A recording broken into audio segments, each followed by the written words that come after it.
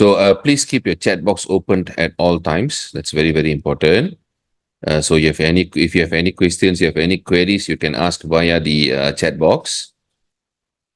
Okay, so very good morning, everyone. Can you hear me clearly and can you see my video?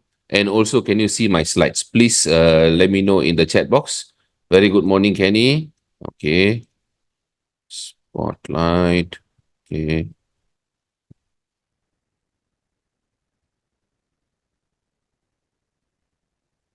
Okay, fantastic. Okay, so everyone can see everything and can hear me very clearly. Okay, that's good. So we are into our second class today. Most of you would have attended our first class. Okay, journals usually will only drive lesser participants because they are always more interested on the thesis and proposal. But having said that, publication is very, very important. Publication is the only method to validate your thesis, your proposal. Okay, because when you go for CD, PD, and Viva and so on, the only validation factor of your work would be publications, okay, whether Web of Science or Scopus. I believe have different requirements, okay, between different faculties. Some faculties will require you to publish Web of Science as a student, and some faculties would require you to publish only Scopus, okay? So that would be the general requirement. I'll get into that later. So today we are going to look at Scopus Web of Science journals with AI as your assistant. Remember this word, AI as your assistant, not AI to write it for you. So don't get wrongly that I'm going to tell you, I'm going to explain to you how to use AI fully to write it for you because it wouldn't work. Okay, most of people will think it will work, but it really wouldn't work.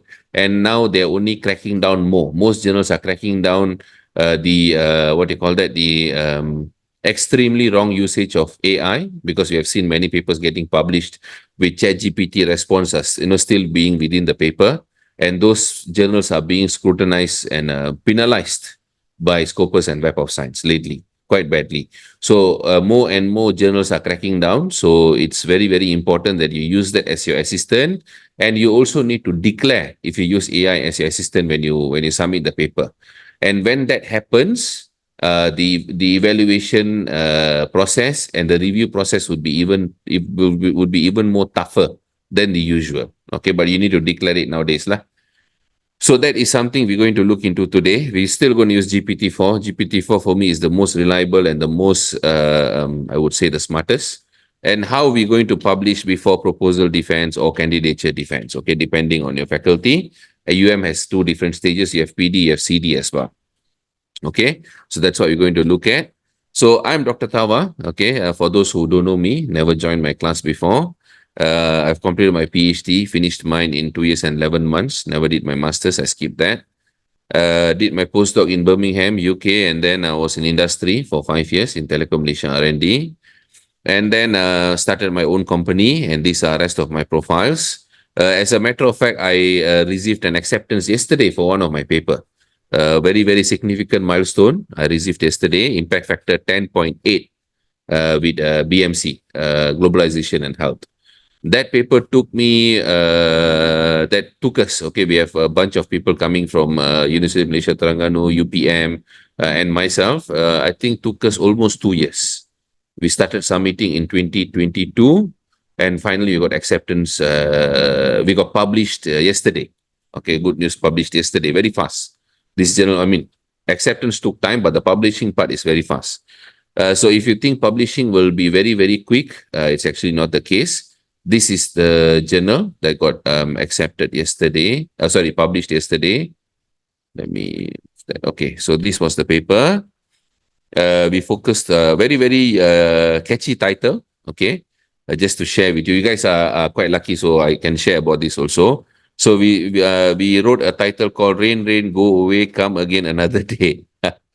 Do climate variations enhance the spread of COVID-19? So, like I said, it's a paper written back in 2022. Me, Effie, and Harold, we wrote the paper together. Certain parts I developed, certain parts they developed, and their students as well.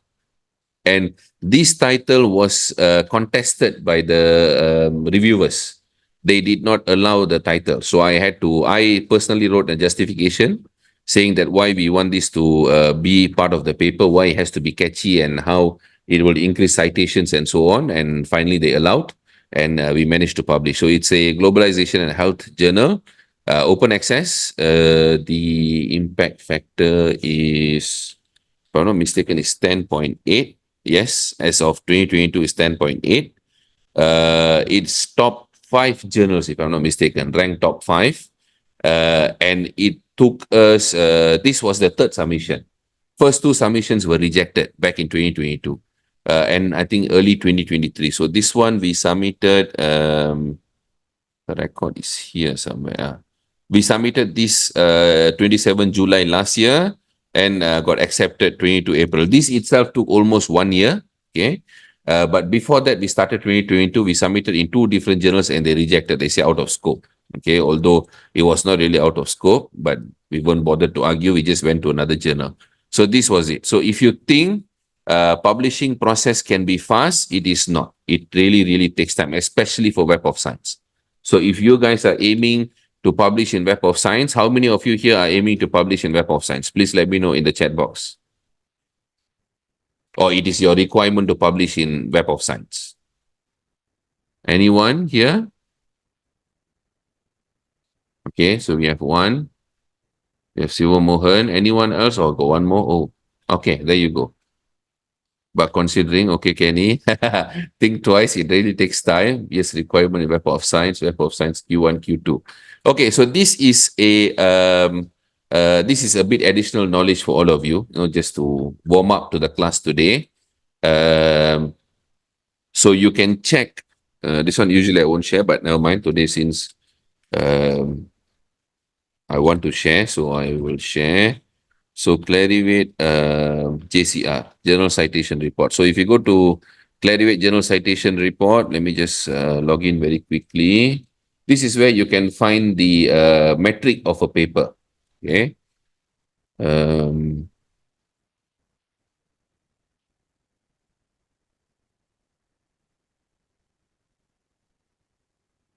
Okay. So globalization and health, globalization.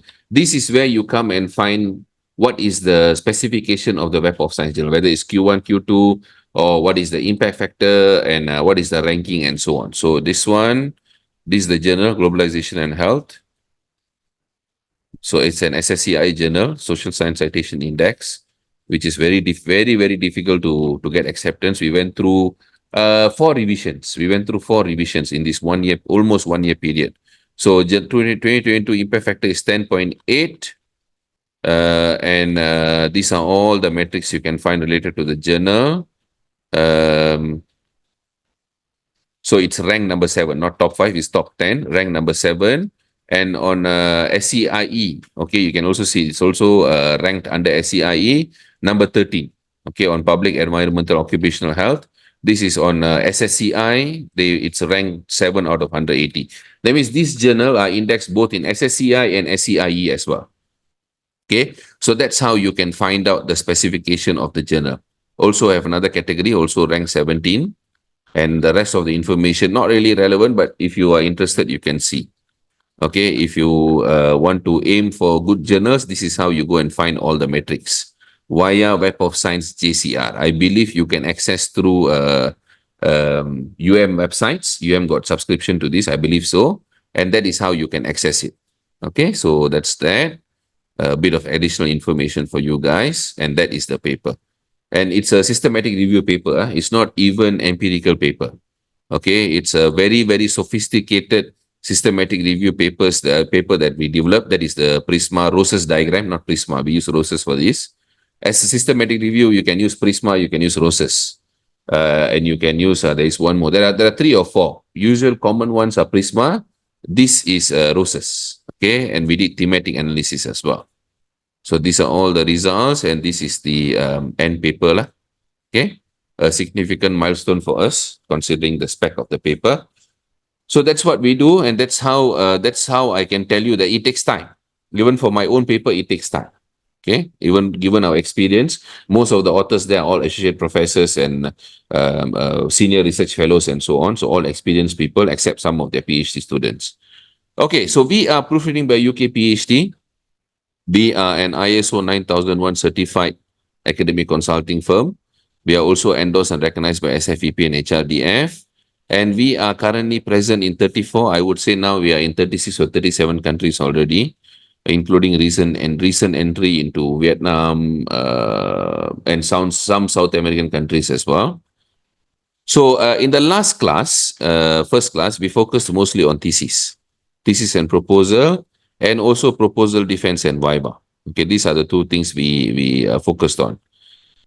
Today, we are going to focus solely on publication and thesis to journal conversion, and we're going to look a bit onto or into language as well. Okay, that's what we're going to do today. And please participate 100% in the chat box. Okay, be keyboard warriors, ask questions. If you don't understand something, if within the given time, I'll definitely try to share with you guys. Okay. All right.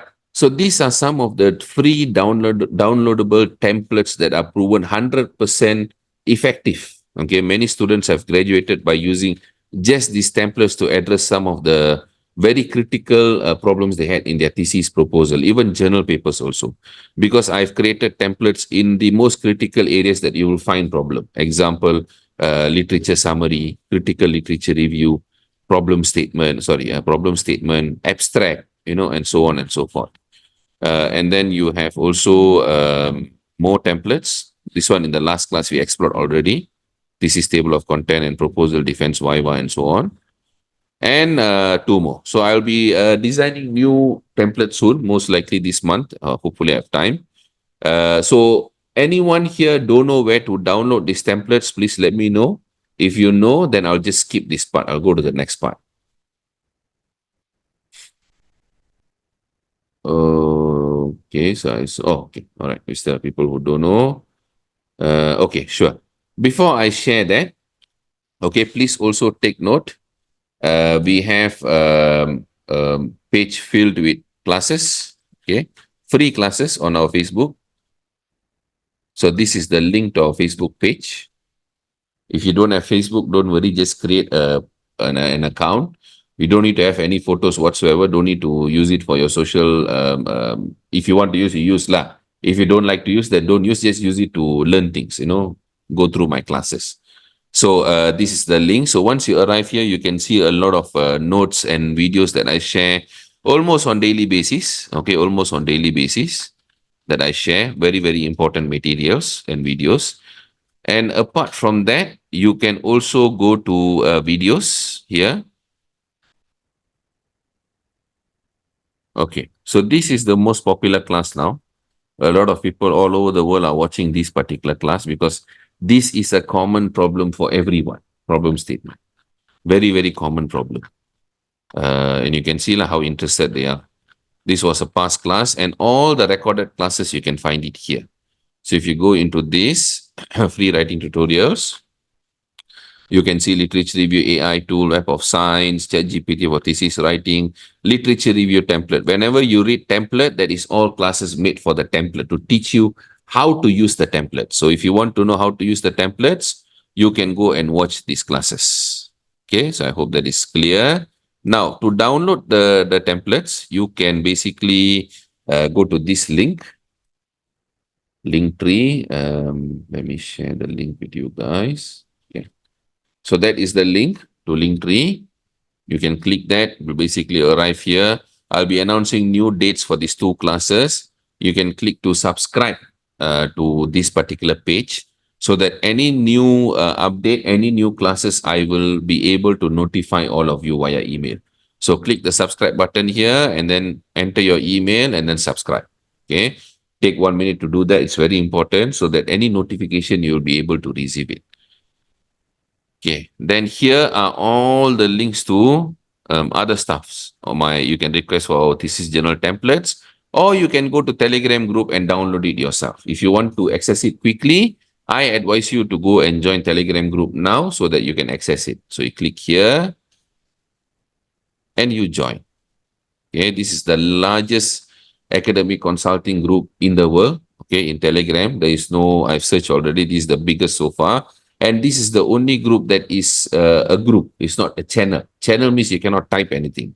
This is a group, so it will allow you to ask questions, to ask questions, to share your instrument, to collect data, to do a lot of things. Okay, that is what you can do here in this particular Telegram group. And you can also download all the notes. So if you click here, template. Okay, so I had a class with UPM yesterday, so I'm going to tag you guys. So templates for UM. Okay, and then these are review papers. Okay, you will need it today. Review paper notes, and then this will be sample review papers for you to refer to. Sample review papers, and then these are Prisma templates. If you want to do systematic review, these are the Prisma templates that you can reuse. Okay, so you can download all that from there. You can also search for a lot of things. You will get access to a lot of notes on theory, on framework, on variables, on chapter 1, chapter 2, on technical stuff, and so on and so forth. A lot of things you can find it here. So if you all already joined, then there are other resources, all the free video classes on Facebook, my TikTok channel, very important. I share a lot of information here now, all the free notes and YouTube channel. So these are all the things that you can access. Okay, so everyone, okay, can I continue? Everyone able to access all the information?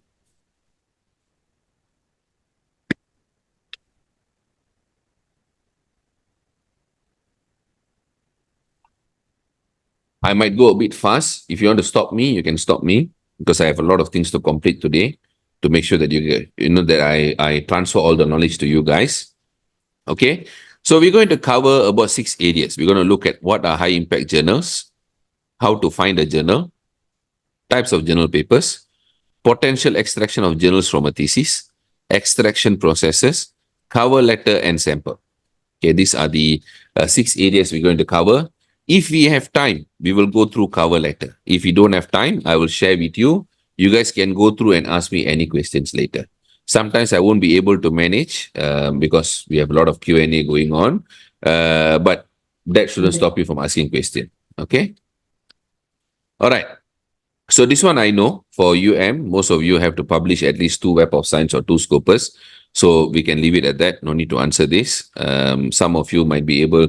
Last week we had a client from I think Faculty of Advanced Studies, if I'm not mistaken, Advanced Studies. Got a paper published. We coached and consulted her, but she only needed to publish in Scopus. PhD, but only Scopus. I think Advanced Studies, if I'm not mistaken. They normally study on sociology and stuff. That particular faculty, you can go for Scopus paper. So we managed to, we got the acceptance, I think 1 or 2 weeks ago, in Taylor and Francis. Very, very good journal. Very, very good journal. But that took us, I think, around 9 months, if I'm not mistaken, 9 months. Couple of rejection, managed to get this one, and it went through about 2 revisions and got acceptance. So for Scopus, I will show you in the next slide how long it may take. Okay, Scopus and Web of Science roughly. So this is a journal that we coached and consulted for Nasir from Warwick University. If you guys don't know Warwick is a top 8 or top 9 university in the UK, Warwick.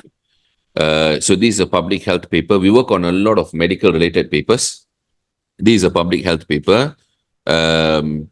From chapters 1 to 3. So this student, we coached his chapter 1 to 3. Okay, and then time to come, we advised to extract 2 papers and he agreed. So we coached him how to extract and the whole writing process, everything. We strategized to extract 2 papers. Okay, the class today is to tell you how you can meet the requirement. That's my main objective today, so that you can graduate. So 2 papers, one was concept paper, one more was systematic review paper, not concept paper lah. In medical area, they call it protocol paper. Okay, medical sciences and nursing, public health, surgical, all these things, they call it protocol paper. Okay, so it is also a form of conceptual paper. Social science people, they call it conceptual paper. Different languages, okay, same thing, different terms. So, so we extracted. Protocol paper only took us 6 months. Yeah, 6 months to accept. okay, in JMIR publications. Okay, it's a very good journal from Canada. I won't say very fast, but sometimes they can be fast. It's our luck, lah, I would say. Three revisions, went through very, very rigorous three revisions, and then one submission only. Q2, impact factor 1.7, SCIE Web of Science, conceptual review medical. So if you have any medical students today, if you can afford it, okay, any medical students today, medical sciences, nursing, anyone from medical faculty or health related study or biomed, something like that. So none from psychology. Yeah, also can. Psychology also can. Anyone else? So we have one psychology. Anyone else for medical, clinical? So none, eh? Okay. So only to Kenny, your luck. Yes, from SPM. From SPM. Okay. Okay. I don't know what is exactly SPM. When I say SPM, I went to high school SPM. But yeah, okay. So we have a couple of medical guys today. So you guys are social and preventive medicine. Okay, thank you. Thank you for that. Okay, so you guys can try to look into this publisher. These guys are quite good, but very expensive. I need to be honest. It's quite expensive. I think this paper protocol cost Nasir around 2,000 plus USD, if I'm not mistaken. The one systematic review cost him almost 3,000 USD, I think. It's very, very expensive. It's open access, very high level open access. So they are very, very expensive. This also quite expensive, the one we publishing now. So we are sharing the cost. This journal, just to share with you a bit of knowledge, this journal is also very, very expensive, globalization and health. It's an open access journal. So let's see. So the cost is submission guideline. I forgot what was the cost.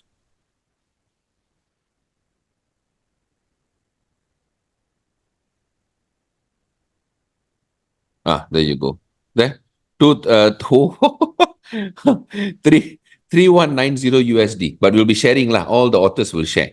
Okay, because the combined work, so we will share all over. So it's 3,190 USD. So how much is that? That is medical area papers are very, very expensive, and very hard for you to find. I won't say very hard, but compared to other areas, okay, it's a bit tougher to find free journals in medical sciences area, because medical sciences, they have been practicing open access for many, many years, way before other subject areas. Okay, so if we do an exchange, 3290 is, oh my God. There you go. That's how much we need to pay among all the authors, all the main authors. The PhD student won't pay lah. So including myself, Dr. Hero, Dr. Effie, all of us will share the cost. Each of us have to pay about 2 to 3,000 ringgit lah. Okay, that's how much it costs. But the impact factor is very high. So when they say accept, we have to find a way lah, hook or crook. Have to sell our car, cannot go holiday, something like this lah. Okay, so you guys need to be prepared. BMC is bloody expensive. Okay, this is BMC. BMC is very expensive. JMIR very expensive. Apa nak kata, PLOS ONE very expensive. So this is one of the examples lah. So this was JMIR protocol. Then we had one more acceptance also, JMIR, I think review. That was systematic review, but that one took more than 1 year. This one took much lesser time. Okay, but good news, Nasir managed to get acceptance for both before even he started collecting data. No, not yet. He's designing instrument. So before he started designing instrument, both papers got accepted already. Okay, so that is the very good news there. But on the other hand, this is Scopus. This is from Datin Ellis, my very good friend. And this paper, we coached her. We coached her chapters 1 to 3. And then from there, we taught her how to extract the paper. Okay, but she literally wrote every word of it. Okay, we only coach her everything. And then she never even let us proofread. She says she wants to do everything on her own, so she wants to submit, which is okay. Hats off to her. It's on conceptual framework of executive coaching in family business succession planning. How many of you are from social sciences here? Social sciences, business management, accounting, finance. We got more social today. Okay. We got more social today. Just very quickly, this is good to know. Just tell me very quickly, you guys are all from which faculty? Can you tell me that? FASS. Let me just write that down.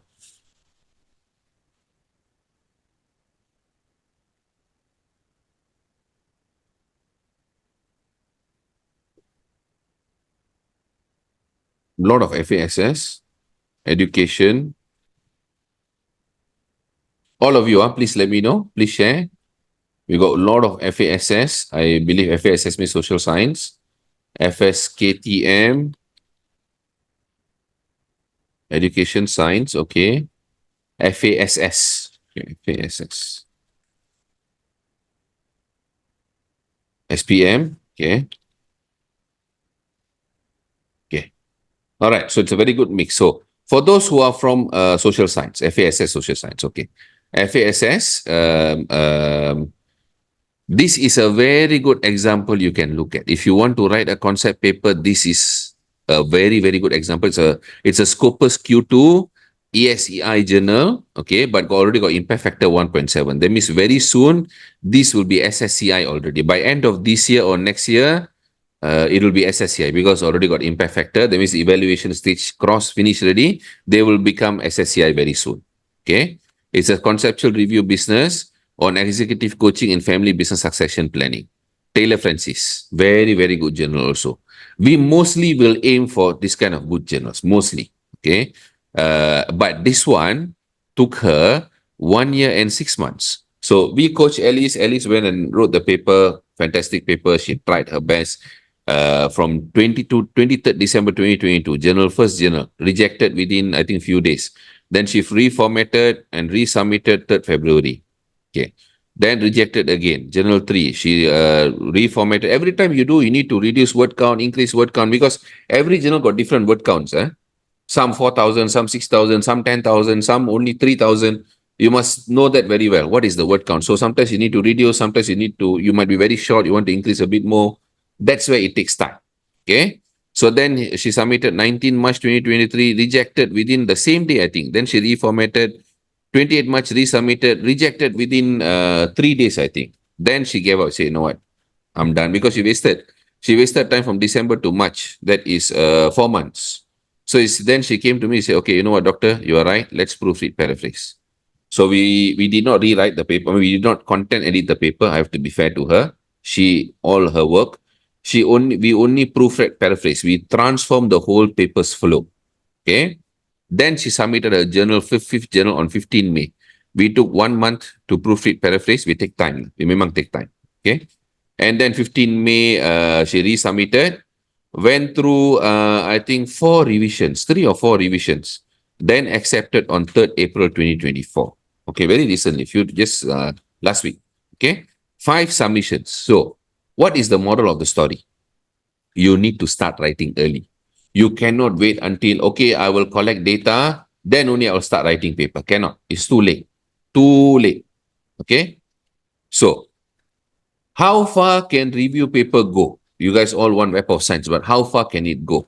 Okay, this is, I would say, a Disney story. Okay, this when I say Disney story means it's sort of imagination came through. Okay, Disney story, Disney theme. I won't say this is possible for everyone unless you have time. Unless you have time, you have the drive, you have the passion, you know how to write very strong papers, and you must be able to respond to reviewers very diligently, very strategically. Those are very, very important criteria. These 4 papers are my benchmark, including my own paper now. I have another review paper with IEEE Wireless Magazine, but that was in engineering area. Then yesterday I got my another review paper, 10.8 impact factor. So these are all very high impact journals. As I told, took us, I think, almost 2 years. Okay. So this one is by Dr. Adila, okay, in energy area. Q1 impact factor 15.9, rank number 2 out of 46. Narrative review. Okay, narrative review. These papers all can be downloaded from our Telegram group. This is another good example. Wiley Journal. Okay, social science. This one engineering. This one social science. Business strategy and the environment. Very high impact factor. Q1 impact factor 13.4. SSCI Web of Science conceptual review. Rank number 4. This paper, we coached Parvez and we proofread paraphrase. I think more than 2 years. This paper took very many rejection, but he really wanted a very high impact. So he went and try until he got acceptance here. This one also, Dr. Bernard from UPM, food science, Q1 impact factor 15.3, also very high, rank number 2, SCIE Web of Science conceptual review. This is none other than Dr. Harold's paper. Okay, he's a systematic review expert from UPM. This is the first paper we worked on for him. Okay, paraphrasing, proofreading, and so on. All these papers, we have some form of touch that we have made. That's why I know these papers personally. Q1 impact factor 11.1, rank number 6, systematic review. These are all very good sample to look at if you want to publish Web of Science. But my advice to you, if you want to publish Web of Science, if can, review paper, publish Scopus. If cannot, you really want Web of Science, you must have the patience. Or also Q3, Q4. Start from Q3, Q4 if your faculty allows. Start from Q3, Q4, but that also will take time. I'm not telling it's going to be easy. Okay? So these are some sharing with you guys. How to publish in high impact journal, being Scopus Q1, Q2 or Web of Science. Do good research, very important, which is a result of very important RORQ. Okay, I will tell you today in GPT-4 how you can generate your own RORQ. From there, try not to work alone. Don't have single authored paper. Very difficult to publish sometimes. The more the merrier, because it will be more realistic. Okay, like you see mine we have many authors. Okay, we have FE's PhD student. FE let the PhD student be first author. So FE is an associate professor at UMT. Okay, and then followed by a few other students, and then Harold from UPM. I am here, and then the rest at the back of us who contributed on other factors, other analysis and so on. Okay, I always prefer to be the last, okay, because I don't have any KPI or requirement. These guys are all KPI driven and what do you call that? Requirement driven, because they need to graduate the students and so on. But still, FE insisted to put me here for my contributions. If you guys follow the UK style, okay, UK and US style, and also Japan, Korea style, the manager, the leader of the paper will be always the last author. Okay, if you don't believe me, you go and search for Cambridge University, Stanford University, very good universities. You download the papers, the professors, the top head will be always the last author. That's their process. Malaysia is a bit different lah.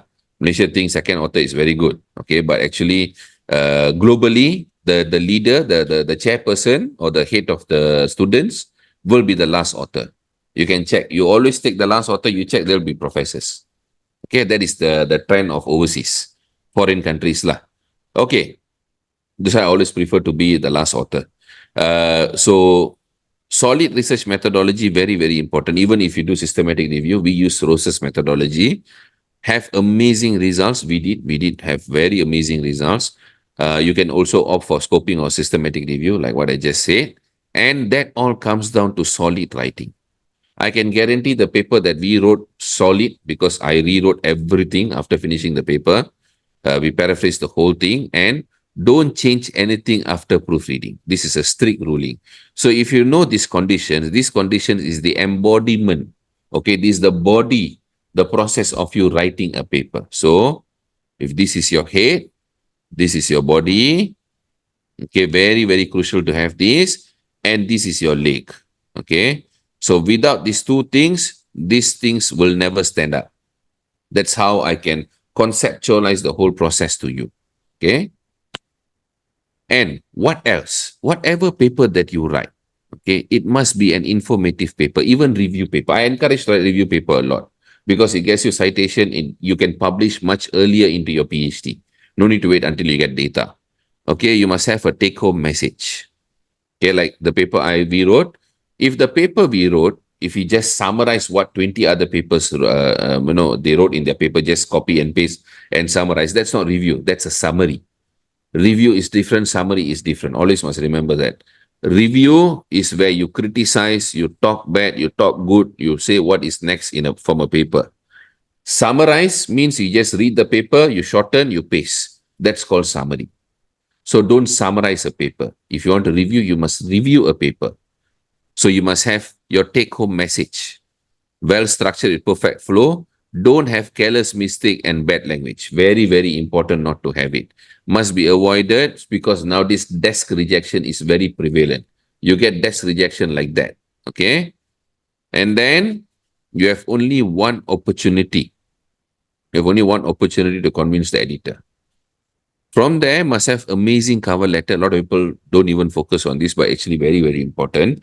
And a lot of patience, like what I shown you, a lot of patience. I know you guys are students and you want to publish fast. Nothing wrong with that. I also want to publish fast. But publishing fast has very detrimental effect. The example is MDPI.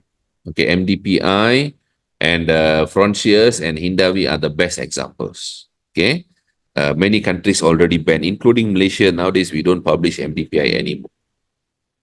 Okay, this is the entire editorial process. This is why it takes time to publish. Okay, this is the sole reason. Okay, author writes a paper, you guys, and then you submit the article. And then you always wonder why the hell is taking so long. This is why it takes so long. Okay, author submit article, article assessed by editor, and then editor will say bad language, bad abstract, no contribution, cover letter not clear. All those are their primary reasons which they won't tell you because they have no time. They'll just send you an auto reply, paper out of scope. How many of you have gotten desk rejection here before? Let me know.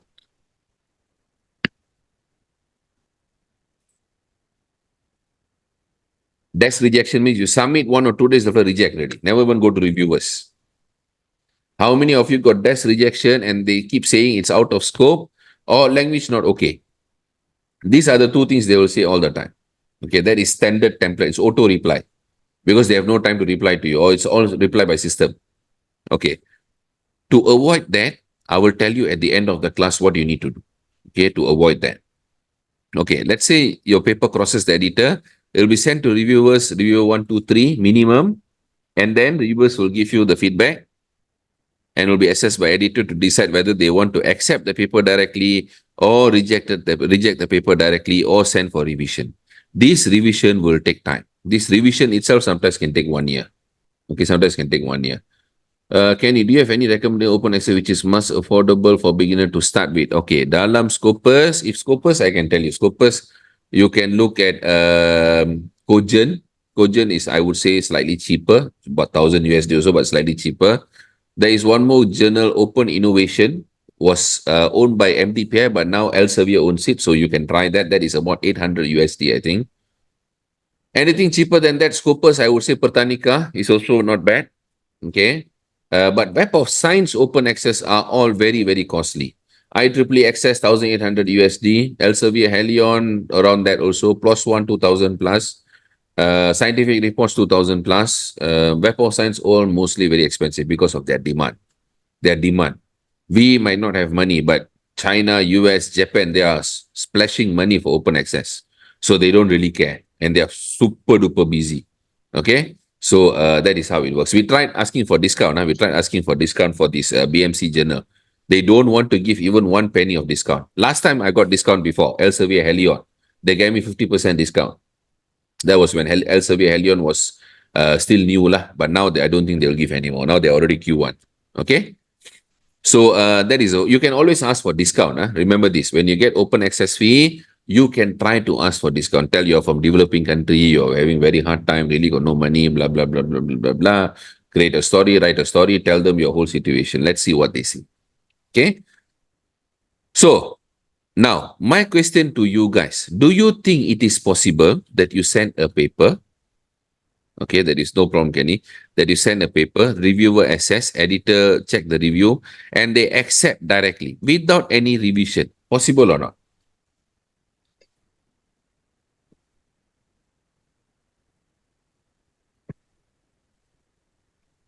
Extremely rare. Extremely rare. Possible, but extremely rare. If you want to know whether it's possible or not, go to my free video classes. Okay, I did a podcast with Dr. Hidayat. Okay, he's a senior lecturer in UTM, my very old client. I've been working on his PhD since he was a PhD student. Now he's a senior lecturer already. So during pandemic, I did online workshop, I think 2022. This is the class. I did online workshop. He joined, he wrote the paper, and then we based on the workshop template that I've given, Elsevier template. And then he started writing the paper. We paraphrased and proofread, and he got accepted. Elsevier Q1, Elsevier Q1.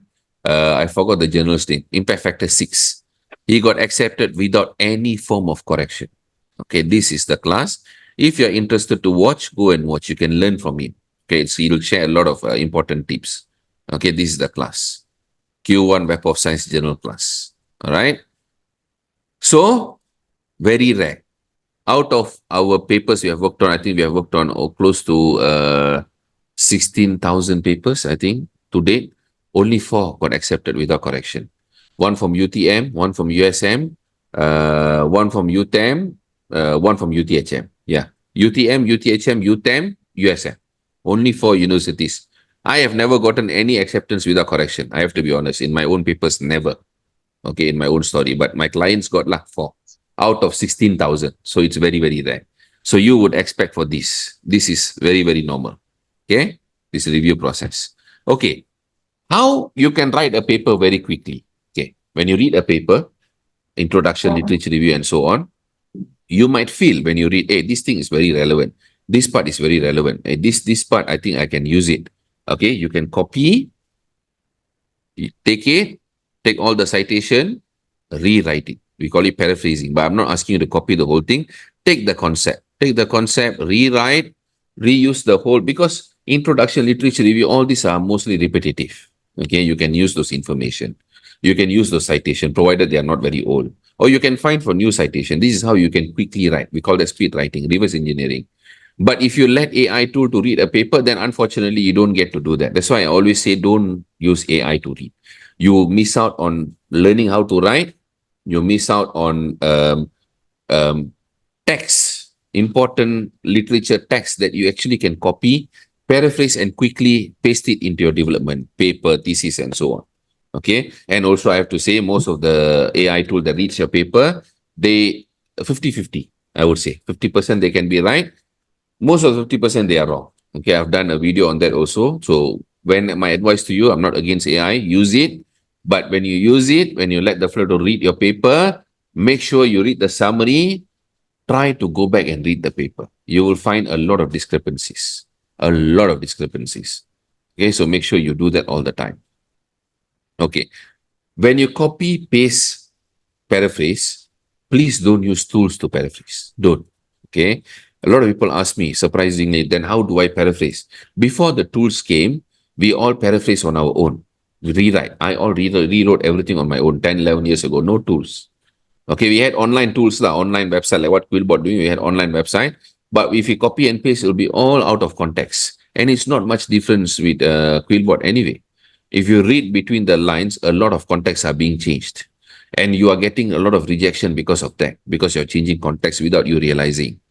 Okay, this is a very good example that I can show you. This is from a student from USM. Okay, I personally worked on this paper.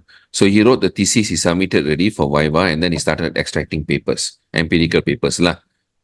So you can see here, it's sitting 100% in University Science Malaysia. This one is not the time Turnitin AI yet. Turnitin AI haven't come this time yet. Okay, this only normal Turnitin. Turnitin AI have not launched yet this part. Okay, so you took this part. Okay, just showing one excerpt lah, one paragraph from the thesis. So he used Quillbot to rewrite.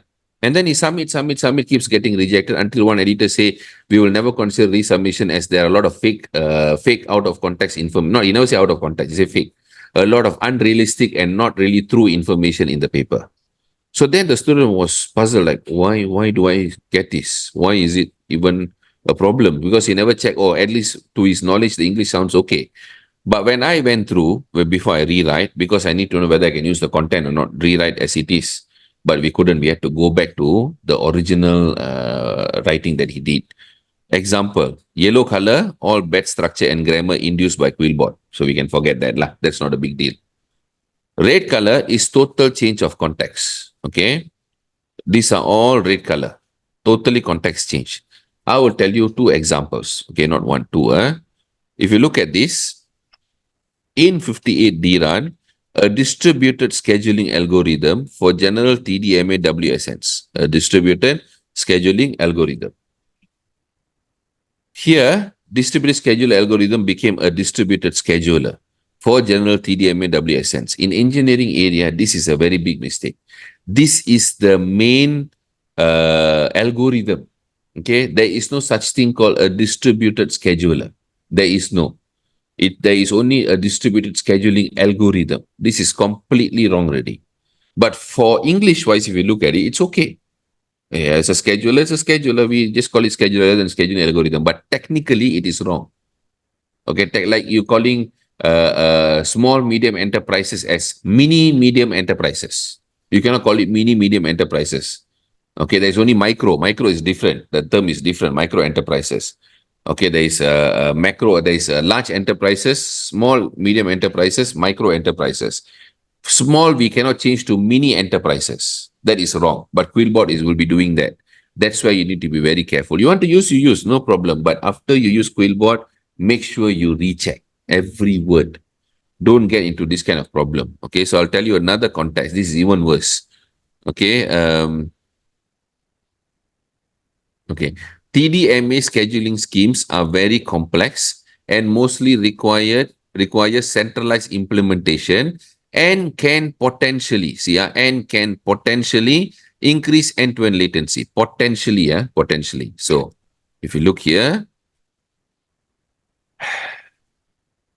it totally changed. TDMA scheduling schemes are very complex and require centralized implementation often. We forget the grammar lah, and can theoretically increase end-to-end latency. When you say theory, that means it's already proven. There is a theory. Okay. There is black body radiation, Big Bang theory by Einstein. He already got formulation. He proved there is a theory. It's proven. Yes. But this one, the author said potentially. That means no proof. But when he said theoretically, means there is already proof. Part of the reason the paper got rejected is this sentence, which is a fake statement already. So if you guys using any paraphrasing tool, be careful, use it. Go ahead and use it, but always double check. Every word double check. Okay. And then I had to go back to the original and rewrite everything. Okay. And that is the first problem. Context. Okay. Context. Second problem. Now, the new problem is turn it in AI. Okay. Turn it in AI, as I explained in the last class, you guys need to remember, turn it in. Student and instructor can see. Okay, normal turn it in, this one right here. This is the normal turn it in. Okay, student and instructor can see. But turn it in AI, only instructor library can see. Student cannot see. This one student cannot see. Unless you have instructor account. If you can get your supervisor's account, then it will be easier for you. Then you can scan and check. Okay, but when you upload, be careful not to upload to repository. Always check the statement. Documents won't be added to repository. You can find it there when you're uploading on Turnitin. Okay. So I did an experiment. Okay. For Quillbot. Once the Turnitin AI came out, I did an experiment. You can watch this video. Okay. It's right here. So you'll understand better. So I took a whole excerpt with Turnitin AI 100%. I paraphrased with Quillbot. Number 2. Step 1. Took it. Step 2. I paraphrased with Quillbot. I still have premium Quillbot account. It was given free to me because they wanted me to evaluate the software and sell the software. But I didn't do until now, but I still have the premium account lah. Okay, this is premium, but I only use stage 1. Okay, there is 3 stages, right? I only use stage 1. Once I use stage 1, the rewrite, number 3, I scanned it in AI. From 100%, it became 89. So I thought, okay, I will keep inserting whatever the flow already paraphrased. And then I increase the level, the flow will reduce the Turnitin AI. I don't care about context lah. I can reduce it. But as I pump in few iteration, this is one of the iteration. I went back to paraphrase. I put level 3. Okay, that means don't care about context. And then I paraphrase again. I only gotten more than 89%. 89, then one was 91, and then again, within that range, final one was 94%. So this is 94%. So why does this happen? Because Quillbot uses transformer network, which I explained in the last class. Transformer network. It all uses the same artificial neural networks within the transformer network topology. When that happens, whatever AI writes, the way it writes, okay, the way it puts, let's say we have a sentence here, the way it puts the words together in a sentence are the same. Jenny AI, ChatGPT, Perplexity, Quillbot, Grammarly AI, they all follow the same pattern. Okay, bot writing, I call it bot writing. They all follow the same pattern, which Turnitin AI will scan the pattern. Okay, it will break down, scan the pattern. Okay, this one all AI. That's why sometimes there is misinformation, false negative, we call it. False negative means you never even use AI, but your writing will be detected as AI. Happens also. So that's why they give you leeway 20%. So if there's false detection up to 20%, it's okay. If more than 20%, then something is wrong. So Quillbot have that problem. Okay. Now, let's say some people in the class, they normally ask me, how about if I use ChatGPT or Perplexity to paraphrase? Okay. Very, very important to understand.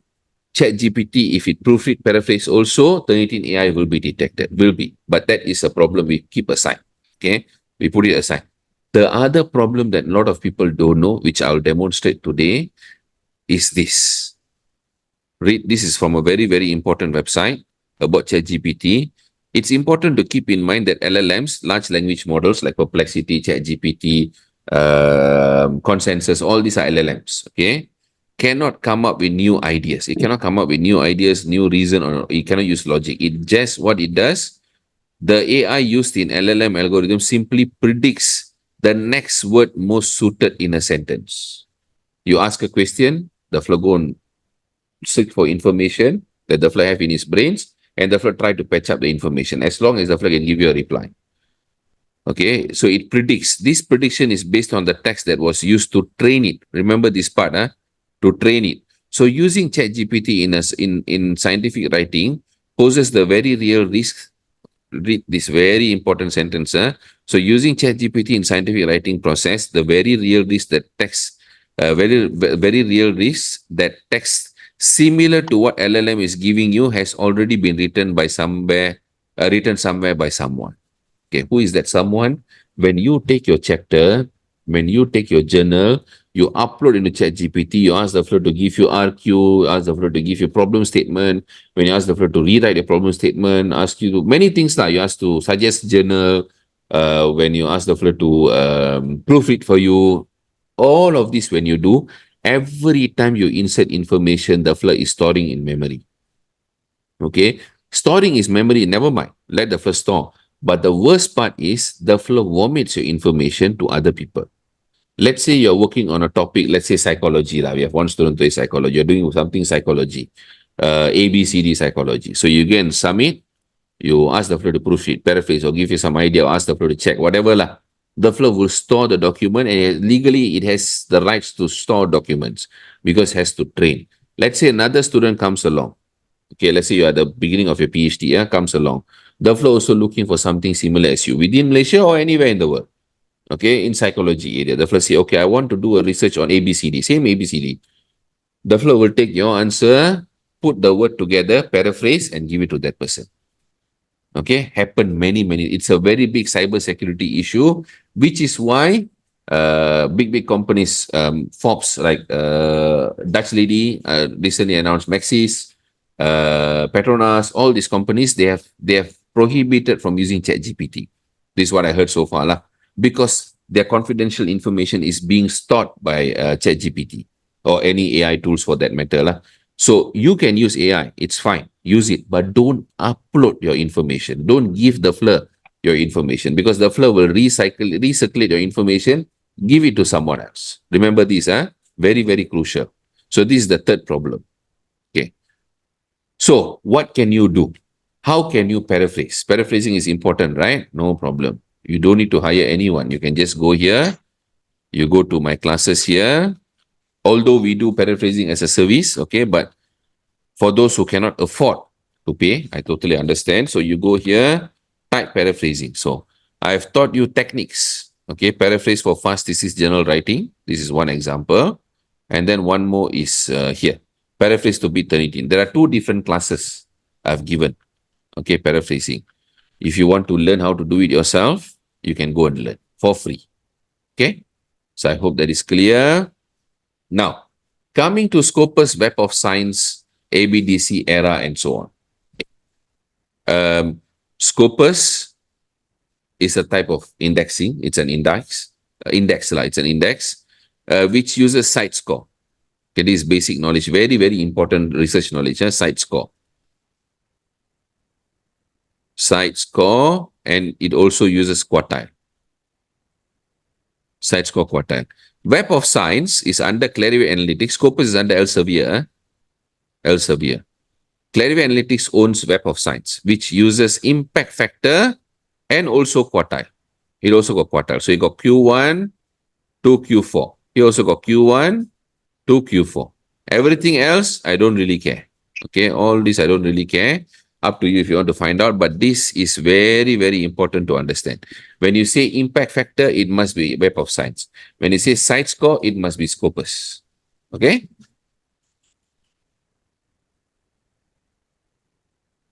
Okay. Next thing, if you want to find a predatory journals, okay, you want to know whether this journal is predatory, scam journals or not, you can go and search in Bill's list, or you can go to this website. Now, recently, very, very active, Retraction Watch. Very, very active.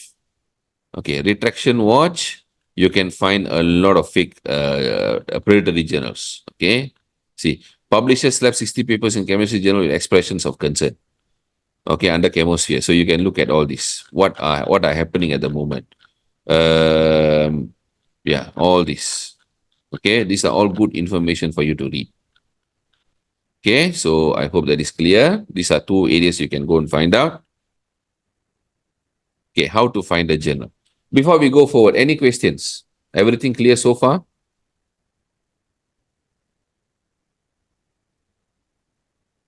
Okay. Writing a journal is one story. Okay, writing a journal is a big struggle. Okay, that is one thing to tackle. But after writing the journal, finding the right journal to submit, that is another bigger headache. Okay, that is actually ask me, that is the biggest headache. Because paper you can improve, you can write, you can goreng here, goreng there, and find a way, and then finish the paper. But finding a journal to submit is the painful part. So there are three techniques I'm going to give you today. Technique number one, you go to the journal website itself. Okay, Wiley, Elsevier, Taylor Francis, Springer, to find out the appropriate journal according to your abstract. But the only limitation with this is everything got its own limitation. The only limitation with this is you can only get journals within Elsevier. This one only within Taylor Francis. This one only within Wiley. So that is a limitation, because if you want to try other journals, you won't be given an option. You're very limited. Okay, but that is option number one lah. And these are all the links. But this one you can directly find from the website, so it doesn't really need this. You can just type Elsevier Journal Finder. Okay. Technique number two, if you ask me, is the most effective. Technique number three will be AI based. I'll tell you what are the pros and cons. This is the most effective, doing it yourself. Okay. So we got two techniques, backward snowballing, forward snowballing. Let's go to Alice paper. Okay. This is Alice concept paper, recently published. Now, let's say you want to use this paper as your citation. Okay, let's say you want to use this as your citation. And then you're wondering, how do I find the paper? Okay, now you're thinking, you wrote the paper already, this is one of your citation, and then thinking, how am I supposed to find a journal to submit? Okay, after journal finder, this is another method. This is your citation, right? You go to the reference list. Go straight to the reference list here. Okay. From here, okay, you can see European Journal of Economics, Finance and Administrative Sciences, Succession Planning Strategies, International Journal of Business and Social Science, Journal of Human Resource Sustainability Studies, Family Business Review. So all these are journals, okay, all these are journals that will be related to your topic, because if this is your literature, then most likely these journals will be related to your topic, and you can try to publish in this journal. Okay, if you see, this is the journal, right? I'm very sure Alice also found the journal from a reference list. Okay, see, small enterprise research, right? I searched the same name.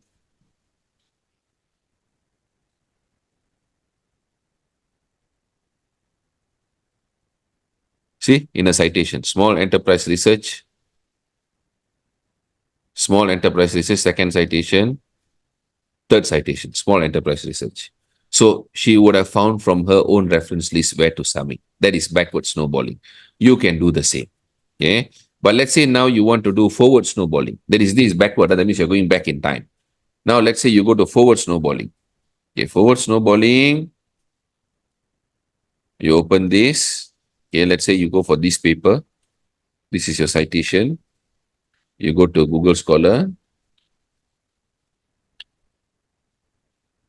For me, still nothing can beat Google Scholar. Google Scholar is very, very good. If you know how to use it, it is the most powerful tool. Okay, so you click here, type, enter the title.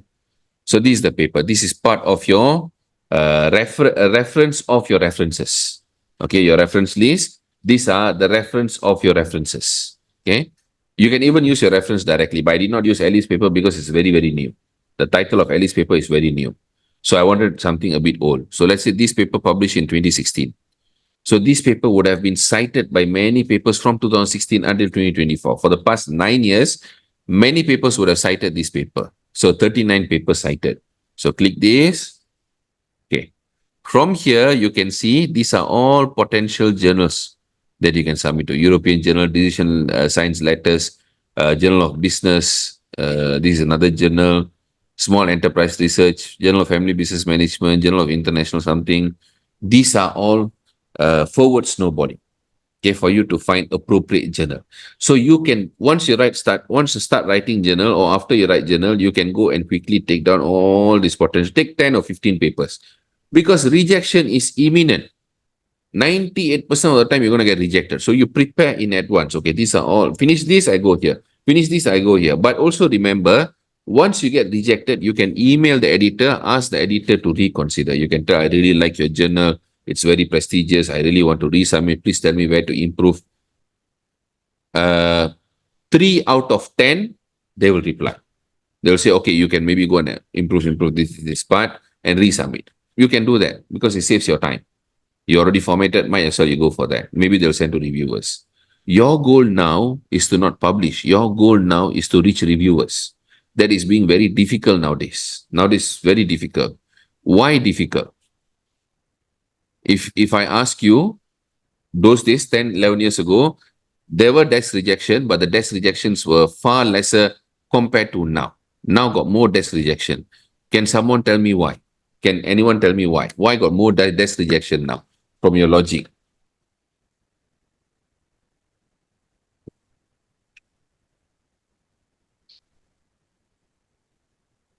Excuse me. Anyone have a clue?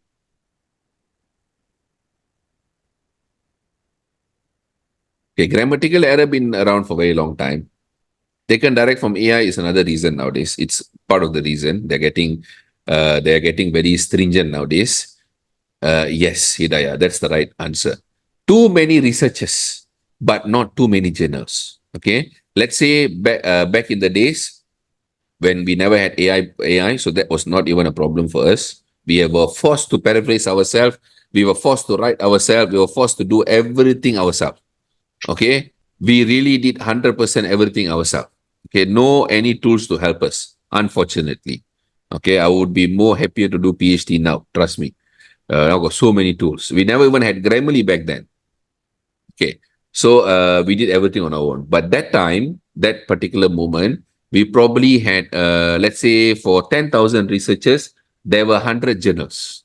Okay, 10,000 researchers, 100 journals ratio, 1 to 100. Okay, now you have 1 million researchers and maybe 100 journals. Sorry, 1,000 journals. That's it. Maybe if you're lucky, 5,000 journals. Why? Because when journals don't check properly, okay, in terms of predatory, they scam, they take money a lot, they don't review properly, they get kicked out. A lot of Scopus Web of Science they kick out.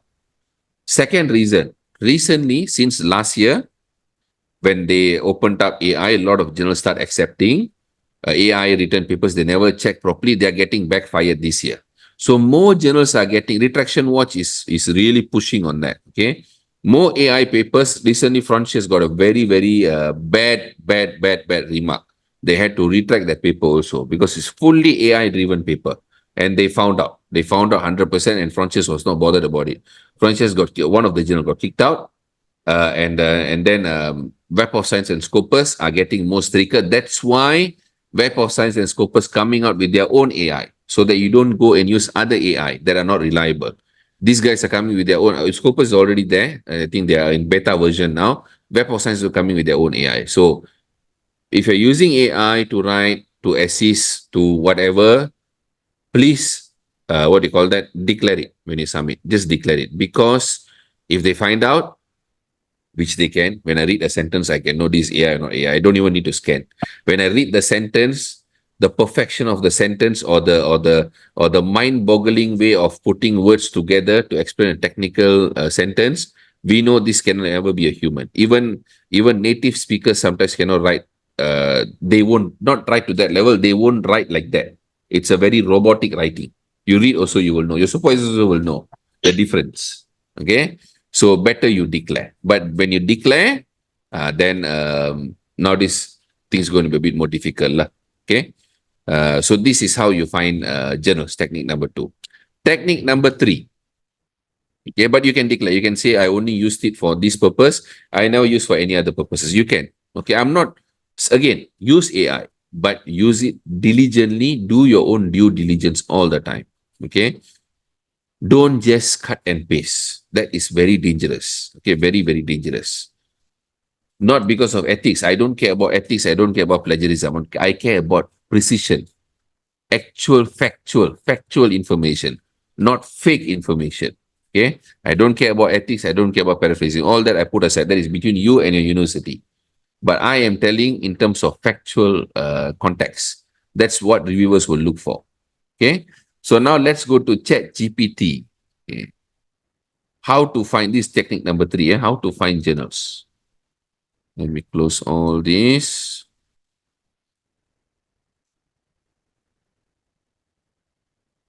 Yeah. Okay. So as usual, I use GPT-5. I haven't used the new version yet. Okay. I haven't gone into that yet. No time for that now, but I'll go into that later. But I again, whoever never attend the last class, you make sure you go and watch the last class. We have the recording. I would have explained why I use GPT-4, why I don't use Jenny AI, why I don't use Perplexity, why I don't use anything else. Because GPT-4 is, though it's giving a lot of fake information, but among the fake information that other AI gives, this is the most reliable. Okay, this is the most reliable. Okay, so now I want the floor to give me potential journals that I can publish in. Okay, potential ones that I can go for. So I look at this, I say, do you think it's a good idea to publish journal during PhD? Why I ask this question? Why I don't go straight why don't I go straight to give me a journal suggestion? Why do I say that? Because AI, you need to do funnel prompting. Funnel prompting is like discussing. You want to get the information. You need to go from broad to narrow. So you get better answers, better descriptions. So I get the first focus to journal now. Let's say a robot, eyes is moving. Just say, I imagine that way, the flow moving, eyes, then the flow, you narrow down the first eyes to one part. Okay, so I asked the flow about journal. Because millions of people are prompting. You must get the first attention. So here, publishing in academic journals during a PhD can be very beneficial. Here are a few reasons why. These are all the reasons. Okay, no bother that. We know the reason why. Then next thing I ask, okay, so if I'm writing a paper on executive coaching in family businesses, succession planning, where can I publish it? Okay, where can I publish it? Then the give me all these journals. Okay, so they say you can go to Family Business Review, Journal of Business Venturing, Journal of Small Business Management. So I go and open Family Business Review, which is this, Sage Journal. Impact factor 8.8. Okay. I want to write a conceptual paper. Yeah, example, I want to write conceptual paper. This is good. If you want high impact, you can use this directly. Just plug and play. Okay. But you need to do due diligence. Remember this, due diligence. So now I'm doing due diligence. I don't want to submit review paper, concept paper, especially to such high impact journal because it's very difficult to publish. Took us more than 2 years. Even systematic review took us almost 2 years, not more, almost 2 years. This is not even systematic review. This is narrative review. So it's going to be far more difficult. So this impact factor is 8.8. That means it's Q1, rank top 15 lah, at least top 15 or top 20. Very difficult. Okay. So I check the next one, Journal of Business Venturing, which is this. Also same, impact factor 8.7, very high. Okay, when I said Scopus, right? This is Scopus site score. This is Web of Science impact factor. These are the differences. Okay. Normally this one no one will check. No one really bothered, but this one people will check. This is very important. This is a very important metric in Web of Science. This one only for Scopus. Okay. Again, too high. So I say, okay, cannot. I don't want this very, very high impact factor. So I tell the floor, the ones shared above seems to be very high impact. Do you have any journals indexed in Scopus only? So I want Scopus only, not Web of Science. Okay, example, this is Scopus only. This journal, no, not this journal, sorry. Where is this one? This one, Alice paper is Scopus only. It's Scopus Q2 and ESCI. ESCI means it's not Web of Science yet. Okay, it's Emerging Sources Citation Index, ESCI. ESCI means like, okay, let's imagine you're going for internship. Internship, we don't call him as a staff. Okay, he's an intern. We try the floor out. If the floor good, we'll hire him full time. If no, we'll finish and go. Same goes to ESCI. So it's not full-fledged Web of Science yet. It is still a basic evaluation period. So I want something like this. Okay, this is far more easier. I won't say easier, but far more realistic to publish. So then I tell the floor, give me Scopus only. So do you have any journals indexed in Scopus only? And the floor, give me Journal of Business Strategy, Enterprising Culture. So I go this, Journal of Business Family Strategy, again, impact factor 7.2.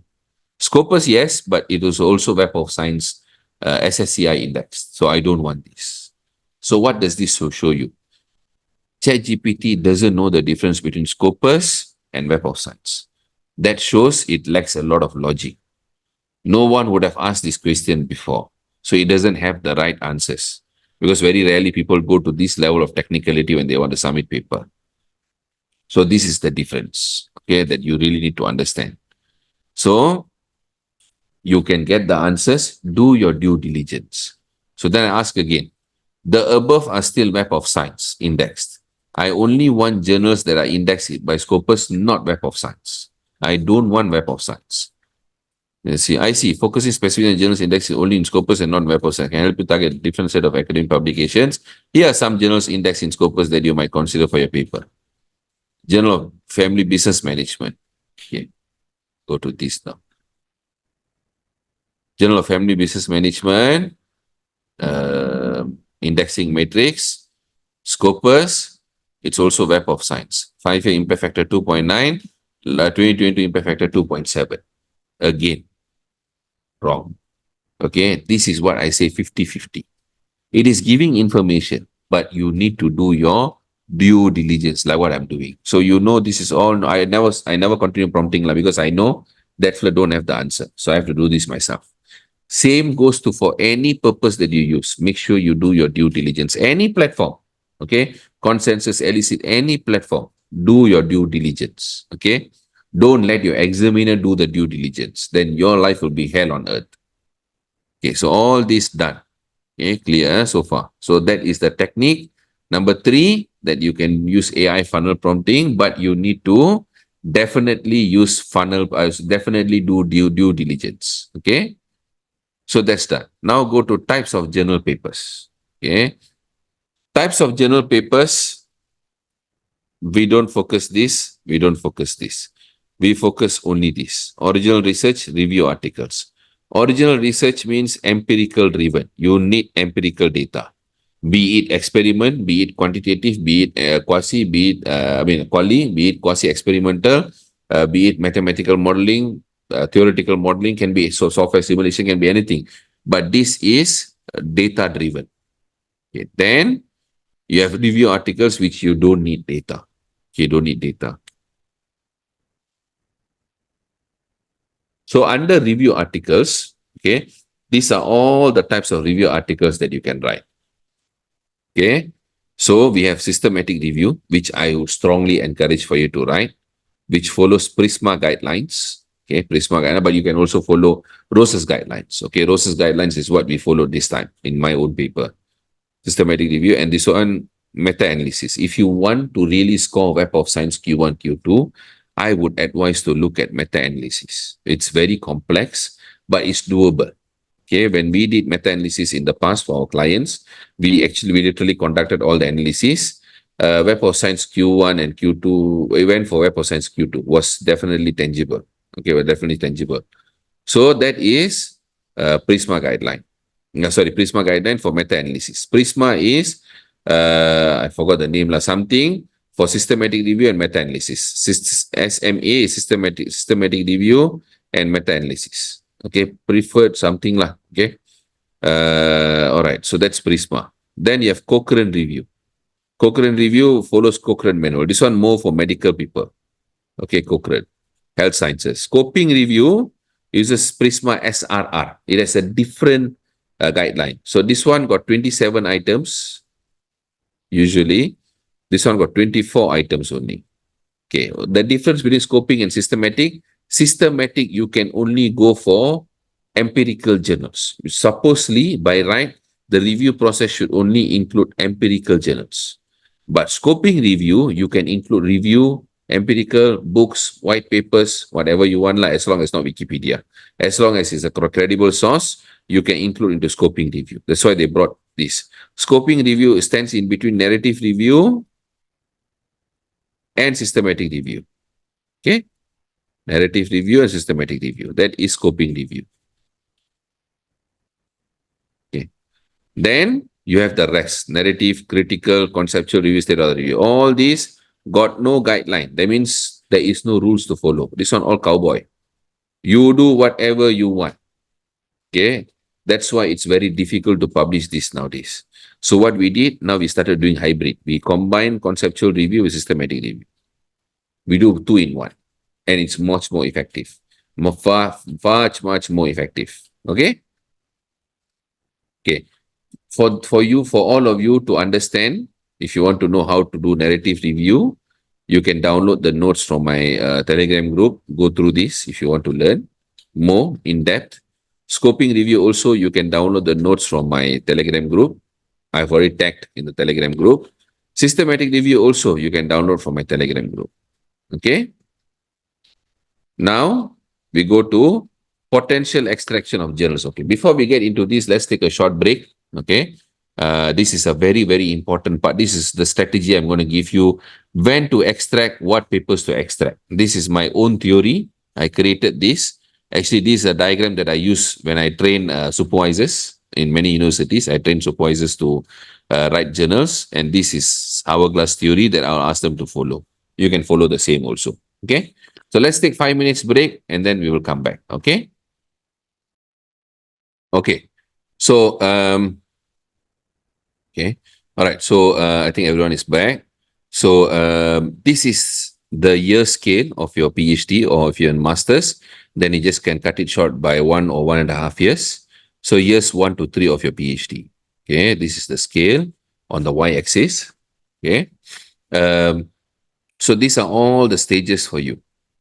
So, you got initial reading stage, title confirmation, all the chapters, proposal, and then your result discussion, future work. This is the stage by stage that you'll be going through. So when you start your PhD or master's, you will initially start reading very, very broadly, and then you will gradually narrow down, right? That is the concept. Okay. So initial reading stage and then title confirmation, this is where you'll write your first 10 pages proposal. That's why it's very important to write your 10 pages proposal, which is part of your step 1. Okay, this is what we call step 1 in my consulting framework. Okay, so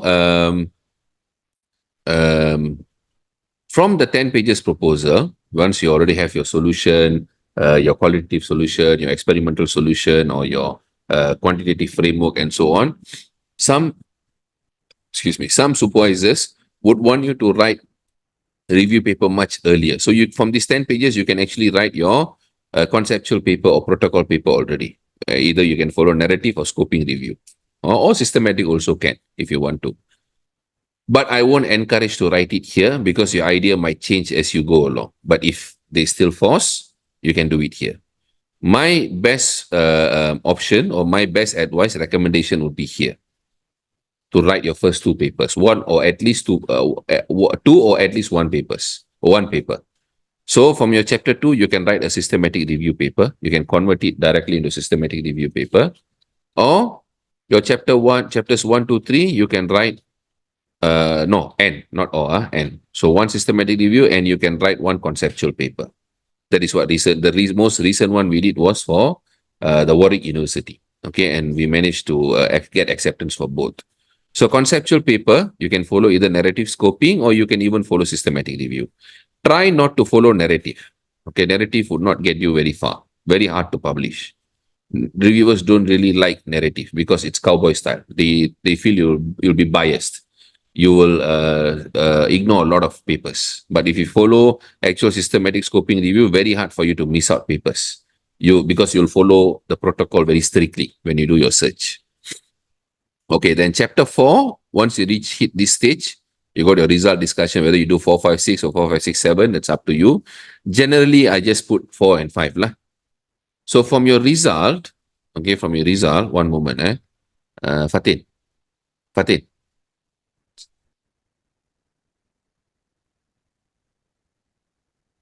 Just no calling. Okay, from your chapter 4, okay, you can write meta-analysis paper, systematic review meta-analysis, because you have the results here. If you want, you can do a very strong meta-analysis paper here, or you can just choose to focus on empirical papers only. Okay, you can slice and dice many empirical papers, depending on how many you want to write, depending on your results as well. Okay, then future work, okay, from your future work, actually you can write also, because from a very narrow perspective, when you go to future work, you'll broaden up again. Because you'll propose new areas to research as part of your future work in your thesis lah. That you can easily write a scoping review paper. Okay, this is the number of papers that you can write, but very early into your PhD, always write your systematic conceptual review here. Okay, here. Very important to write it here.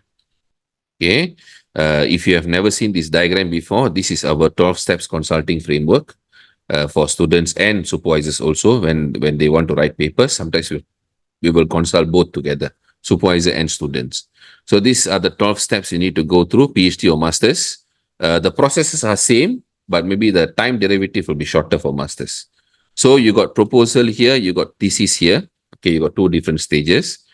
Proposal, as I said, you always start from 10 pages. That is the top of the hourglass theory. And then you'll get to a chapter 1 to 3. Some faculty in they go to proposal defense, even with 10 pages proposal. Okay, some of you might already gone for PD just with 10 pages proposal. Some faculty, they still write chapters 1 to 3 and then go for proposal defense. It's faculty driven. It depends on which faculty or which research group you are in. Okay, once you finish all that, okay, normally when we coach and consult, when we go this stage, then we look at proofreading. Okay, proofreading is very, very important. Here, my only recommended software for you is Grammarly.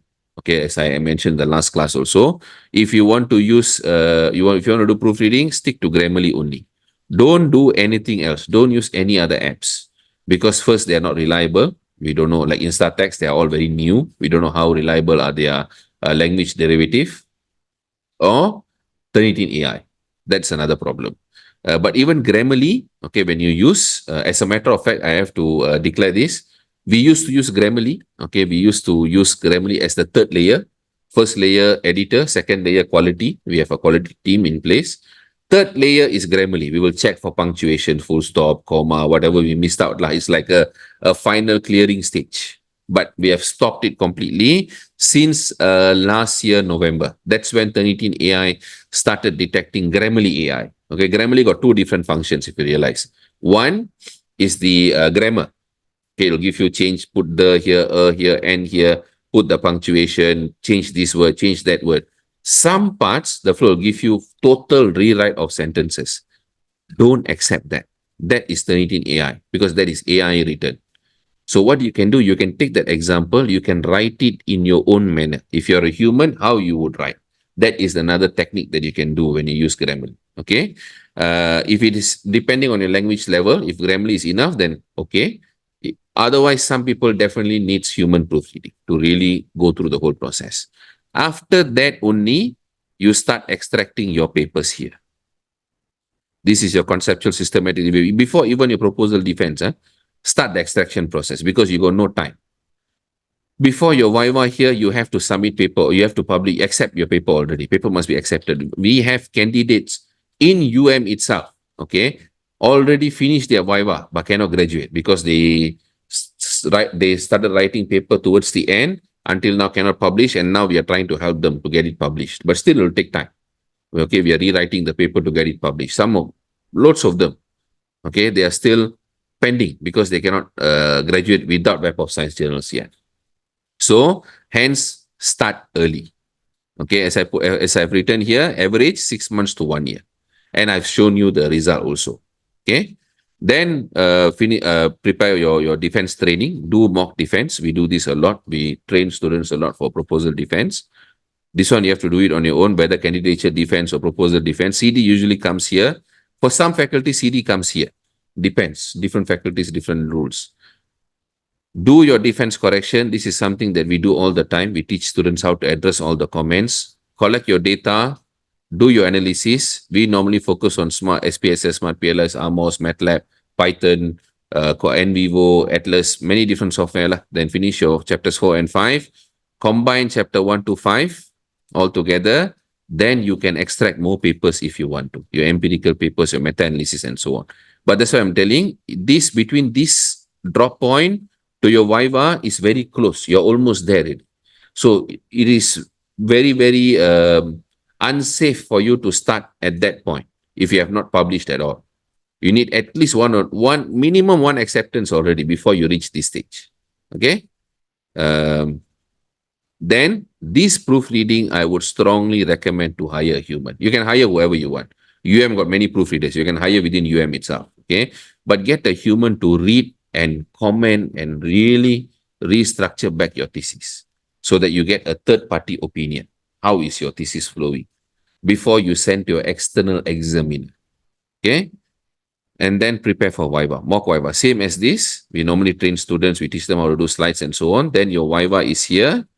After your Viva, this correction, as I've mentioned before, you can get no correction.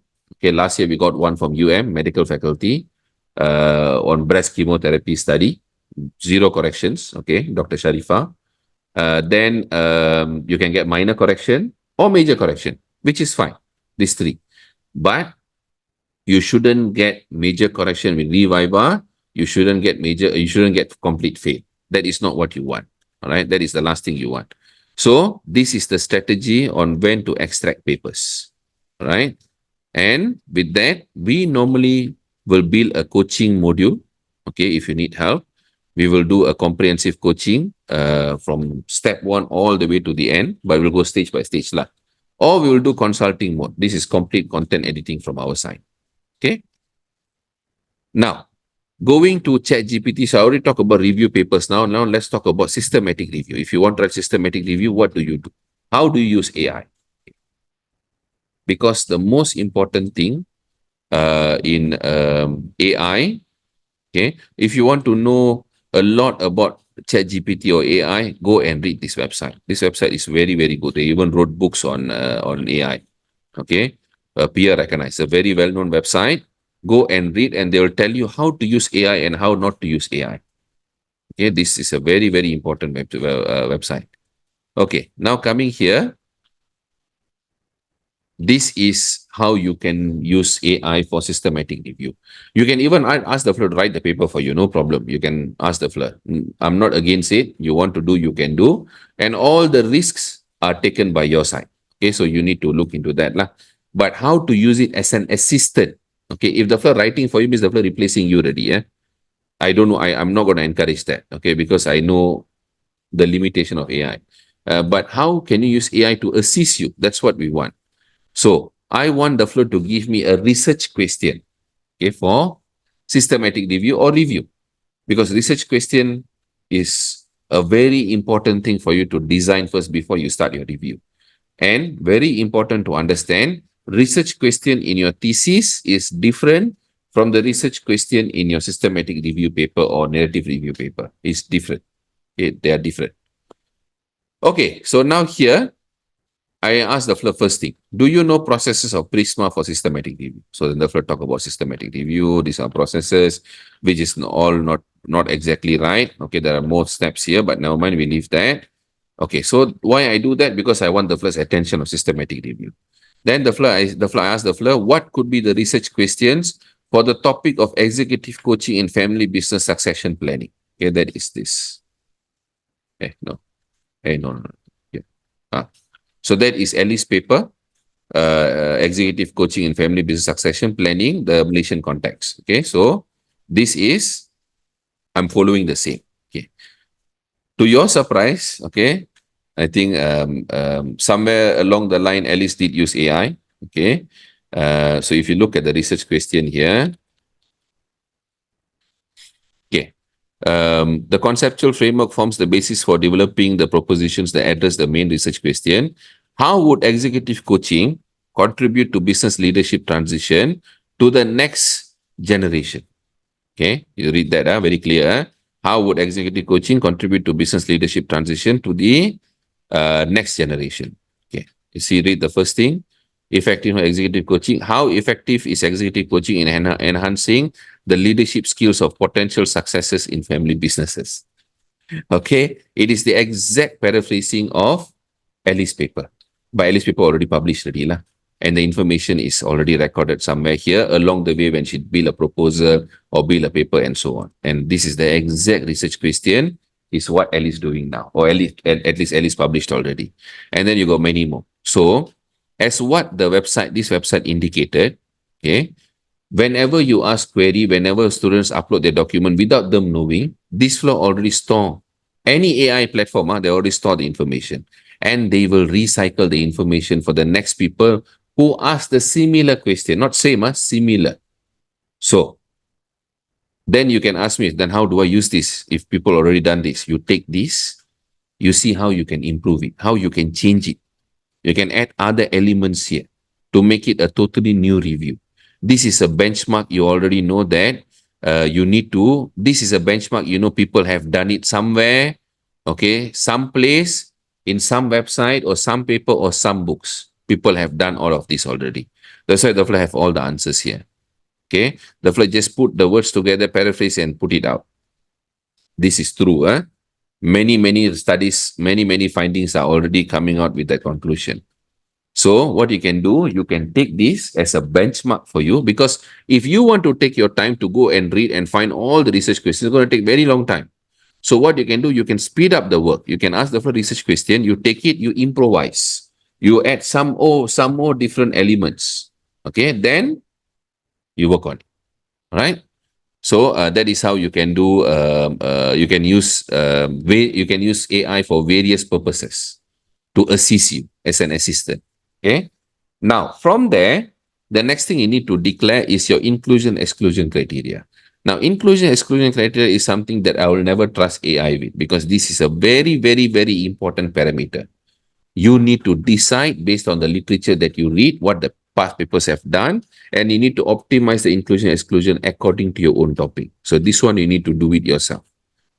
So I've given you example how I would do it. I've given this template in the Telegram group. Go and download. Okay, many people don't know how to do this. They are very confused. So how to decide what to include and what to exclude. So I've taken this as an example, educational impact of being a young carer for age 16 to 24. And I've broken down the parameters here, and I've done 2 stages. Okay, 2 different trials. This is a very straightforward one with high precision, low sensitivity. I have no time to go into the details today. Maybe I will try to go in the next classes. Okay, what is precision? What is sensitivity? This is systematic review theory. Okay, their technique, fundamentals, like how you do. So because if you put very little inclusion, you'll get very little papers to review. Sometimes that won't be favorable. Sometimes you need to add more items, but you cannot simply add crap information. You must make sure that it is realizable and sensible for that particular topic. Okay, so you have first trial and then second trial here. Okay, so this is low precision but high sensitivity. You'll get more papers, more literature. This one less literature. You can download the paper, follow the same style for your own topic, and try to search for papers and include and see what you're getting at the end result. Number of papers for you to include for review. Okay, so I hope that is clear. And from there, once you include all the papers, design your literature matrix. Very, very crucial. Design your literature matrix. Once this is completed, then you can start writing your paper. You can start talking about all these papers. Okay? Extraction processes. Before we go to the next stage, any questions? You guys are very quiet. I hope you guys are following well. If you're confused some part, please let me know. Kenny, yes, I'll try to share the slides later. Okay, not later, but a bit later lah. Maybe next week or so. Okay, no problem. Any questions so far? How many references advisable? Okay, so let me go back to my own paper to tell you. That will be easier. So let's say Ellie's paper. Okay, different topic, different spec. A different paper, different spec also. Like this one, Ellie's had. I would say we talk from example. So here 1, 2, 3, 4, 5, 6, 7, 8, 9, 10, 11, 12, 13, 14, 15, 16, 16, 17, 2 pages, around 3. So that makes it to 4, 5, 6 pages of, let's say, average 17. That is about 100 and 610 references, roughly. Okay, how about mine? My paper. Okay, so let's see. This systematic review. To give you a better example, better comparison. Total 100. So I can tell you, generally, you must have at least 70 or 60. I won't say 100, because sometimes you only got limited papers. Like my another review paper, a Q1 review paper, scoping review, that had far less references because I only could include 24 papers. No, 31 papers only. So that reference is far lesser. But generally, you can say safely 60 to 120 would be a good range. Okay. So I don't see any more questions. So now is the thesis conversion steps. Okay, there is no strict ruling that this is how you must convert, because every topic, every subject area when we work on, they are all following different spec. The way thesis is written differently, and the way information is provided differently, and the way we extract also will be different. Okay, so there is no one single formula for extraction of content. There is none. If there is, I would have already created a template by now. Your thesis is the anchor. Remember that. So your thesis must be perfectly done before your proposal also. Before you start extracting. That means your proofreading, paraphrasing, everything should be done ready. All properly refined, then only you take out information. Okay? Your thesis is the anchor. Remember something, if you only write one paper for one thesis, it's a total disaster. It's a total disaster. It puts your thesis at a very, very weak point. So remember, your thesis is like Google Map. You must locate individual papers and break down the ideas. Conversion step 2 of 3. You can identify appropriate target journal. Okay, you can go one for scoping or conceptual, one for SLR, one for empirical. You need to check the scope so they don't overlap. Must make sure they are not overlapping. From there, remember, don't write your journal like your thesis. Yesterday, we received one project. We have to shorten a paper. The student converted an empirical paper into 70 pages. 70 pages. And aim to publish. No journals will accept 70 pages unless it's invited, or it's a journal that will charge you extensively to publish. Very, very hard to publish that length. Nowadays, maximum they're going 7,000-8,000 only. Maximum. Minimum, I think 3,000-4,000 words.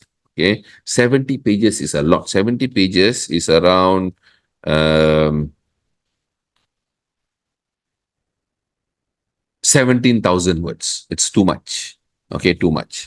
So, what you should do, you should shorten the length of your thesis into papers. How? Not that easy. So you must know, okay, this introduction, this is literature review, and this part, all one paper. Then this RQ and this literature review part and this one, all become systematic review. Your empirical, I take from this, I take this result, this one will become one paper. That's how you can dissect. Okay. Break down your contributions, ideas into segments. What is huge and what is small, only you know based on the literature, because every thesis is different. Every RQ is different. If they are all the same, no one can do PhD individually. There will be only one PhD in the world. So easiest method is to either split by chapters, which is you create conceptual, SLR, empirical, or some people don't want to write review paper. They don't like, they just want to write empirical papers. So then you do salami slicing. You slice down individual objective or RQs into papers. You slice down. Okay? Best technique to write a paper is by reverse engineering. So you look at a sample like this. This is a very good sample from Dr. Herol. Back in 2019, this is the first SLR paper that he wrote, and we paraphrased and proofread. Okay, and we ventured together lah. We said, let's try very high impact. So I also did a very thorough work for him, and we managed to publish in Web of Science Q1 impact factor 11.072. Okay, this is one of SCI paper, SCIE papers that we have worked with Dr. Herol, successfully published in Q1 Journal. You can find this paper in our Telegram group. You can look at it and start adapting the style, so you know how to write. Okay, and this is my own paper, another sample concept paper. You can download from Telegram group also. No, this not this. The next paper is mine. This is Parvez paper, narrative review. If you want to write narrative review, I can tell you this won't happen all the time. This like Disney movies. Okay, all looks very nice but not real. Okay, so why I say that? Because this is very difficult to achieve. I have to be very honest. This is very difficult to achieve. Narrative review, to go to this level in social science area with conceptual paper only, it is almost close to being impossible. Okay, out of 10, out of 1,000 papers, maybe one can. All right, but it's a very good sample. You can download and read. Next one is my own paper, scoping review paper. Sorry. This was published 2 years ago. At that point, MD Pair was a star. But now this journal is owned by Elsevier. Elsevier bought over the journal because of the impact of the journal. So we worked on a conceptual review, but we use scoping review method. This is one of my first experiment. Okay, one of my first experiment, I want to do scoping review. It's a Scopus Q1 journal. Okay, this is also a good example you can look at. So, final step. Extraction requires to paraphrase, because every paper need to look different. So you need to paraphrase from individual papers, right? So you need to master the skill to rewrite. Paraphrasing is also required to distinguish one article from another of yours. This is tough. If conceptual, SLR, empirical need to have strategy, you need to have strategy so that papers don't kill each other, especially if you already get acceptance for empirical. After that, you cannot publish SLR already. Very, very difficult, because you already published the data already. Remember that, huh? So you need to start writing this at a very early stage. If salami slicing, then you must weigh the content according to the results. Decide on where to submit. Okay, that is very, very important.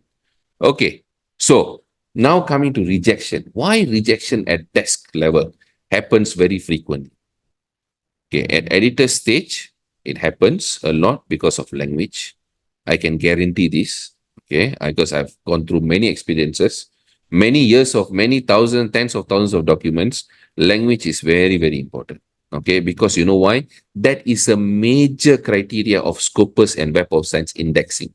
If they start publishing very bad language papers, when they audit, the journal have chances, one of the criteria to kick out is language. Okay, and abstract is the first step of your evaluation. So write your abstract precisely well. I have a template in Telegram. You can download and follow that spec. Cover letter, I'm going to teach you in a while how to write. And lack of novelty is something I cannot do much lah. You need to figure out on from your end. Next thing, if reviewer rejects, it will usually be content problem, no novelty, unrealistic claims. That means you promise moon and sun. Okay, and not a timely research. That means 80% of your references are more than 6 or 7 years. 80%. Okay? And before you submit to any journals, please submit certificate of proofreading from anywhere around the world. Okay, you can go and proofread and make sure you submit it together. This one we provide as a free document for all the papers, proposal, thesis that we proofread. Okay, and how your document must be after proofreading. Many don't know what to expect. A human proofreading, that is how it should be. This is what we will do in paraphrasing, proofreading, editing, and structuring. That is how we rewrite the entire flow of story. And that is what you should expect lah when you hire someone. And that is the paper published after rewriting everything. And for proposal and thesis also, we can do the same. And we offer up to 30% off for proofreading, translation, and formatting services. Not paraphrasing. And it's we do paraphrasing, but it's not part of this promotion package lah. And we are the one and only that will provide lifetime language warranty for papers, proposal, thesis, everything, provided you don't make any changes. Okay? Now let's go to cover letter and sample. Cover letter is a manner of marketing. Marketing means what? When you write a CV, okay, you want to apply for a job, you always submit a cover letter together. You should actually, by right, that is the process. You're supposed to submit a cover letter. The cover letter will talk about you, who you are, what you can do, what is your ability, and all those things. Okay, that is cover letter. Sell all you can in your cover letter. How to sell? That is my cover letter. Okay. Do you guys want a copy of this cover letter? Because if you guys want, I'll share in Word version. Otherwise, I'll just send in PDF version. If you want a cover letter in Word version so you can rewrite, I'll send in the Word version.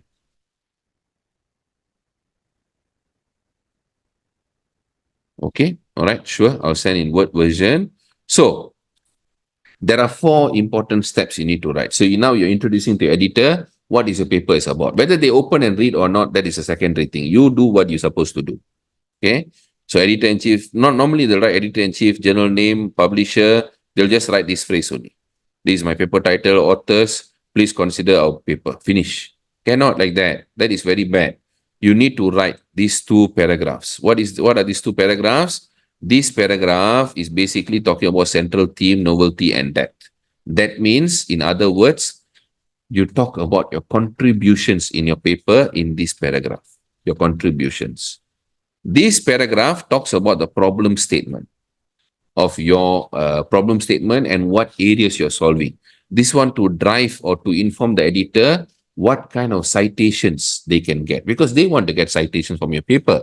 If they don't get citations, the impact factor won't improve. If impact factor don't improve, quartile won't improve. Every editor want their journal to be Q1 top 10, if possible, rank number 1 and 2. Your papers are the tool to get there. So they want to only accept papers that is novel enough and will get them citation. 2 important factors. Okay. So it must be very timely. That's why it must be very timely. So here, applicability and problem solving. Finally, your declaration. Okay. So if you read my sentence here, I even dare to declare it. This is literally for my own paper. I published in Q1 Journal. This is one of the write-up. Okay, for my paper during PhD. It is the first in the literature that reports actual full duplex 4G long-term evolution with the given specifications by third generation partnership program to transmit analyze via directly modulated radio fiber link. I can openly say it is the first. That means you must be 100% sure. Is it really first in the world? If it is, then you can use this kind of word. Okay. So I'll email you guys all of these notes. Okay. You will get an SLR paper. You will get concept paper, you will get cover letter, you will get concept paper one more from UPM, Prof. Sazali. This is Dr. Hero, this is Dr. Parvez. This is Dr. Sumaya in medical area, psychology lah, sort of, okay. Plus one, also very good scoping review paper. We worked on this paper. It's also Q1 journal. And I also give you a sample cover letter in Word version. Okay. So, for those who are stuck, whether proposal thesis or publications during PhD masters, okay, we have a lot of experience, okay. Whether review paper, this is empirical paper, this is a very good example to show you. Dr. Naeem Qureshi finished his Viva, and then it took another 11 months after his Viva to get this paper. That means he started very late. He started very late, so we also had to start very late lah. So, but it took us 1 year and 3 months in total to get this paper accepted. Q1, very, very strong Journal of King's University Science, empirical paper. That's why I always tell, don't start late, start early. Secure yourself, secure your position.